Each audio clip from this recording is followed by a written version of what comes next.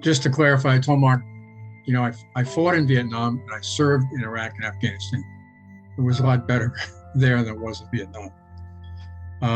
My story is a little more serious, I think, and it's actually difficult for me to read, but I got through it in the prep, so I guess I'll get through it tonight.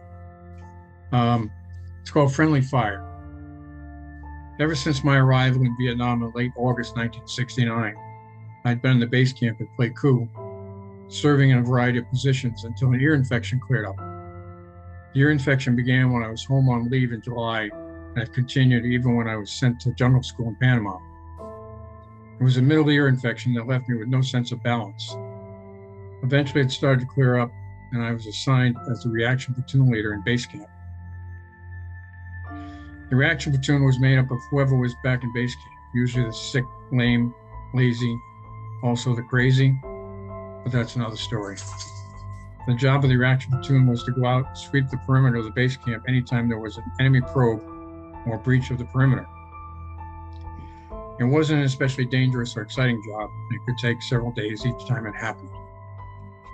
On October 7th, my 23rd birthday, I was flown out to take command of my first platoon. I was assigned to Bravo Company, 38th Infantry, 1st Brigade of the 4th Infantry Division. I replaced Lieutenant Tony Shaka, who then became the company XO.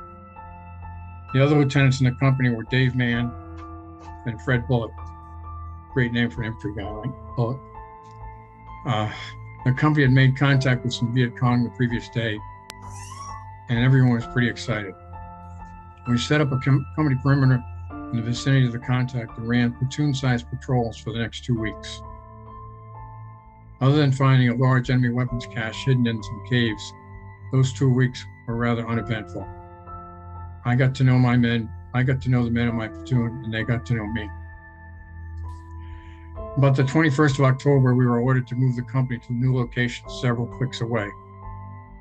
The going was slow through triple canopy jungle, with the whole company moving single file, the point element cutting their way with a machete. The first day, Lieutenant Bullitt's platoon led the way. As Fred was leaving the perimeter, I noticed he was walking point for his platoon and had his gold second lieutenant's bars showing on his collar. It was not the lieutenant's job to walk point, and in fact, it was not a good position to command and control from. I told Fred I didn't think it was a good idea for him to be walking point with his rank showing. He just laughed and said, "Hey, your number's up, your number's up." An hour or so later, Fred was shot in the leg and was later amputated. Second day of the move, Lieutenant Mann's platoon led the way without incident, except for occasional sniper fire. The third day was my turn. After moving through the jungle for several hours, we were moving up a ridgeline on our way to a hilltop where we would set up a new company position. Because we had taken fire every day, we were calling in 105 howitzers and 4.2-inch 4-deuce mortar fire on top of the hill as we moved up the ridgeline in case the enemy was waiting on the hilltop. About halfway up the ridgeline, as we were taking a short rest break, there was a tremendous explosion. At first, no one knew what had happened.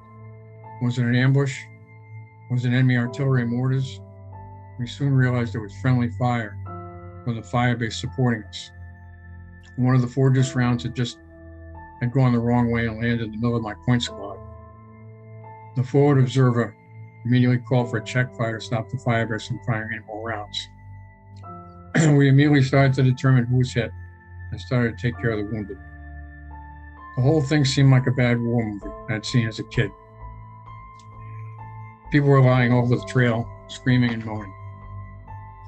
I moved forward to determine who was hit and passed PFC Rodney Collins. He was lying wounded and was being helped by someone.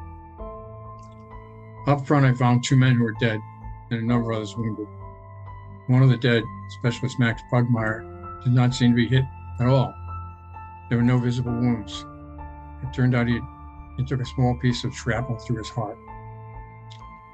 The other PFC, Albert Wayman, had half his head taken off by a large piece of shrapnel. Doc was holding a piece of his brain on a small branch. I moved back down the trail and saw someone had put a poncho over Collins. He was dead. Another soldier, Sergeant Ronald Westfall, was sitting up at Ronnie and trying to push his intestines back inside. He died shortly after he was evacuated. As we began cutting down trees to make an emergency landing zone for the medevac helicopters, a white phosphorus grenade went off. It turned out to be one that one of the men had been carrying. It had been cracked by the shrapnel and finally exploded. The phosphorus burned 3 men. At one point, I attempted to help one of my men who had been wounded. He had some small wounds in his head, and blood trickled down into his eyes, preventing him from seeing his other wound. Shrapnel had taken off half of his hand. I remember thinking that it looked like someone had smashed some hot dogs with a hammer, exposing raw meat covered with blood. As I tried to figure out how to put a dressing on half a hand, he asked me if he was going to be all right.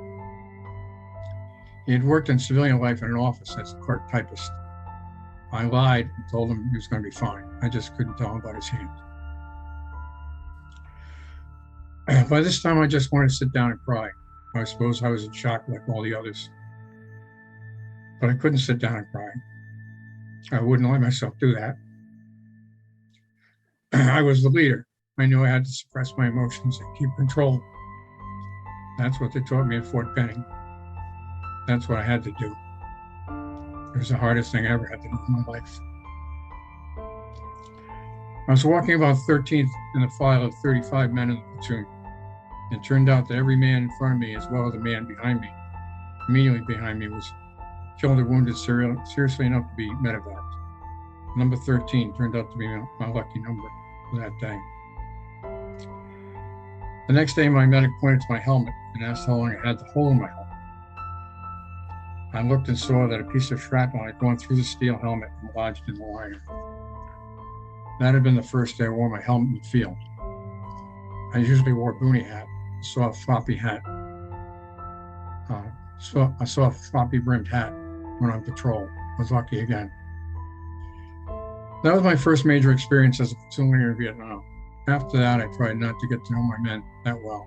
It was too hard losing. I wrote this story many years ago. I wrote it not expecting it to be shared. I did it for myself and to remember my soldiers. I have told parts of this story to friends and students in a class at URI over the years as a guest speaker. I don't think they could possibly understand what it was like. PCVI has allowed me to share this story in a non-threatening and welcome environment with others in the class, including veterans from Vietnam and other wars. If you're a veteran who needs to tell your story somehow, I would recommend PCVI, a place you might consider.